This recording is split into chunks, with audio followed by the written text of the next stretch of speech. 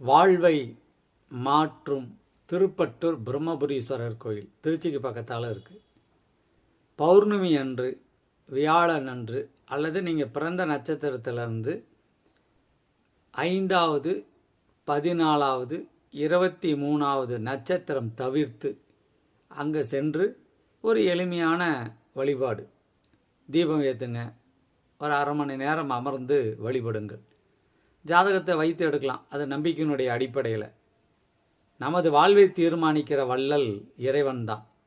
வாழ்வை எழுதுகிற எஜமான் பிரம்மா, வாழ்வை நடத்துகிற எஜமான் விஷ்ணு, வாழ்வை முடித்து வைக்கிற வள்ளல் சிவபெருமான்.